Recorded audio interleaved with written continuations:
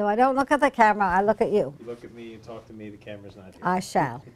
Okay. When you think of the JCC, You have to talk a little louder because I think I'm losing some hearing. There you go. What are your first memories My first of memories the JCC? are as a little girl. My mother and father had been in the first group that, you know, decided there should be a place for Jewish children to be able to come to and have a center, and they were part of that. And in 1927, unfortunately, my father was killed by a drunken driver in an automobile accident, but he had already, you know, committed himself to this building very, very much, and my mother had.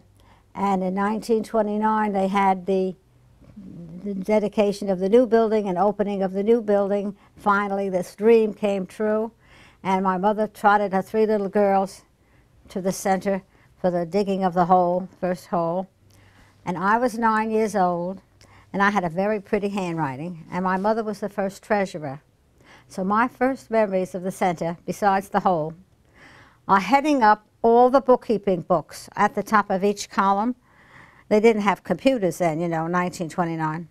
And my handwriting is on every bookkeeping and accounting ledger at the center for the first few years, 9 years old.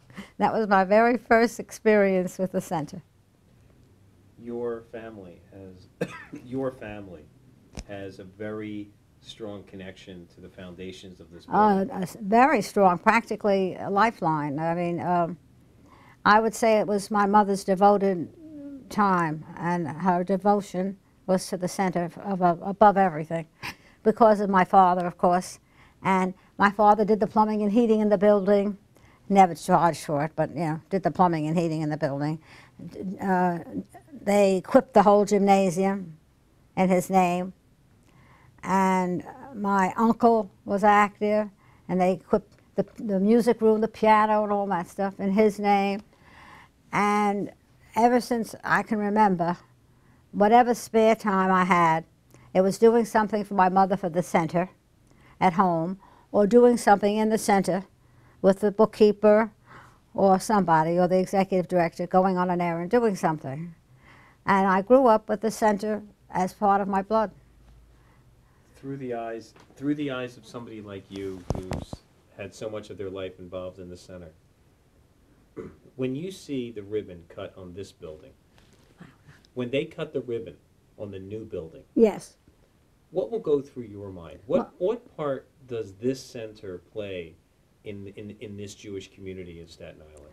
I don't know what part the old center is playing in this, because it's so long ago that most of the people involved have no recollection that there was a time when Staten Island didn't even have a center, and when there was a time when the center was almost lost because we couldn't pay the mortgage. And there was a different time when the Federation wasn't there. We just had to do it ourselves. And there isn't that connection left, except perhaps Jane Aberlin and maybe 1 or 2 other people, Joel Cohen's father, that were connected, and the Avis family. I think that it's entirely a different concept than it was. It's what can you do for me, not what can I do for you. They're giving the money to the building to get something out of the building. We gave money to the building to do something for the building. I mean, it's a whole different kind of culture now. But I think it's going to be wonderful because Staten Island needs it. And no matter how much they forget the beginnings, the now is important.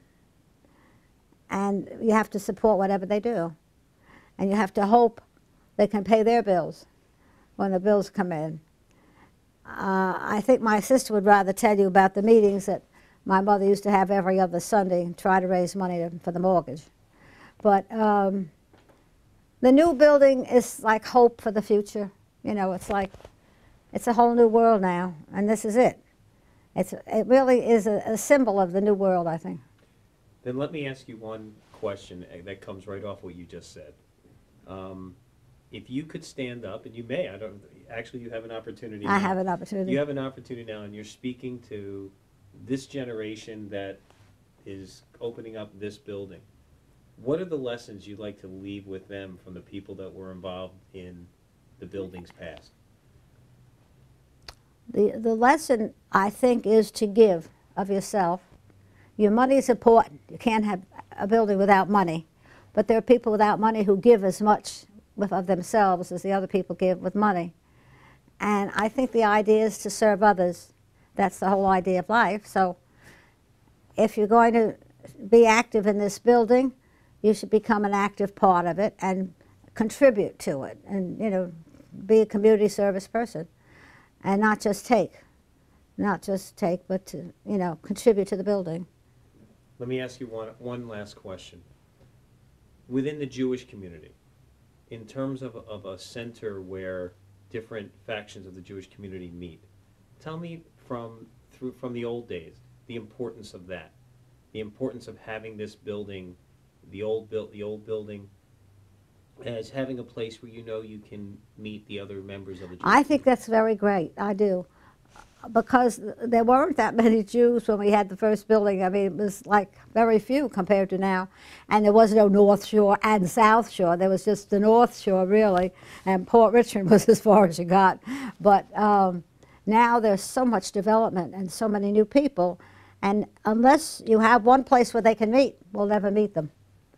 Having had my store, I can tell you that. People from the South Shore that moved in from Brooklyn, they don't bother driving to the North Shore. But this way, at the center, they can meet people from the North Shore without having to come over all the time because they're a little lazy about traveling.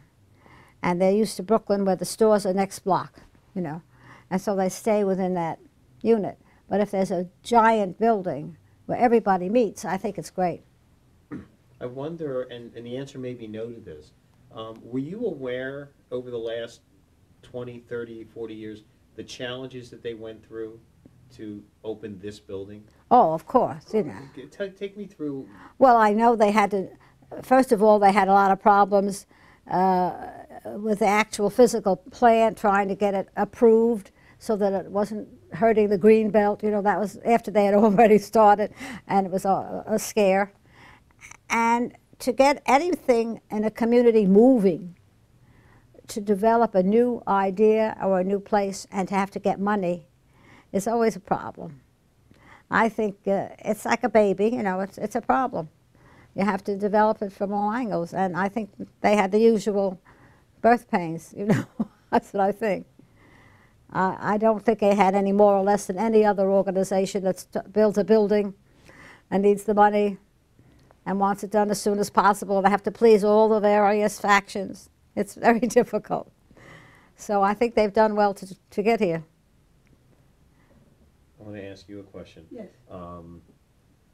Knowing the difference in your experiences here, I've asked her the questions that I needed. Do you have anything that you could suggest that you think she could tell?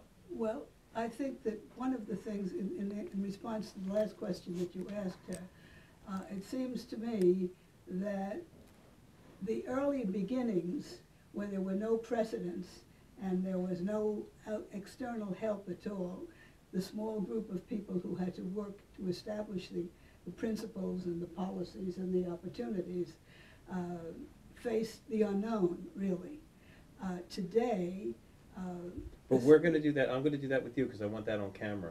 What I'm asking is, I would like to tell you what I think I know, you, but that's all I've done that she was not so involved in. Go. Shall I tell them about shall I tell them about the chattel mortgage? yeah, well, when he's interviewing me, I think I will talk about some of it. I'd rather do it that way. No. What I'm asking is, do you have any suggestions of specific stories that would be specific to your sister that she should tell us? I've asked her the questions I wanted.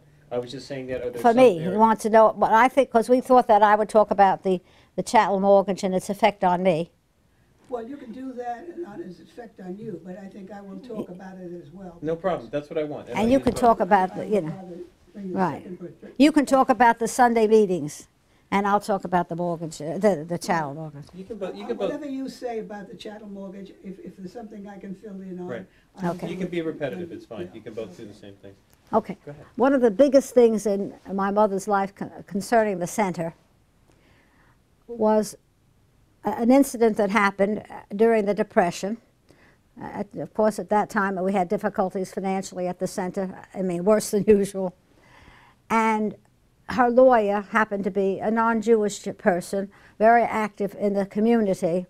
And he took her aside one day, and he said, "Sarah, do you know anyone who has a big bill with the center, really big, as a good creditor? Because I know a religious organization that's dying for that swimming pool, and they know you can't pay the mortgage easily every month, and I think they want to buy up the mortgage to foreclose." And she said, "Actually, I am the biggest creditor, but I never billed them. My husband did all the plumbing and heating, and we never gave them a bill." And he said, "Give them a bill." So she, as the largest creditor, he said, "Now take a chattel mortgage on the building. I'll take care of it for you. And nobody will be able to take that building away from the center." My mother took a chattel mortgage quietly. Nobody knew about it. Just, you know, the people involved in the center running it. She took a chattel mortgage on it, kept it a secret because nobody's supposed to know. And this religious organization, when they wanted to, you know, go ahead with their plans, discovered that they couldn't. And he was really some friend. And I was active as mother made me, you know, I had to be, in a young teenage girl, you know, 13, whatever that age was, in a lot of young groups. And one of the young groups of girls must have found out about the chattel mortgage. So I came into the meeting one day, and one young lady said to me, "Oh, can I sit in the chair? I understand your mother owns everything." If that wasn't a blow. And then she said, "How did they find out? It was supposed to be a secret." I said, "I suppose somebody on the board, you know, blew it." So it was a terrible experience, but a great one. It's a great story. Right. I have one other thing I'd like to right tell you about.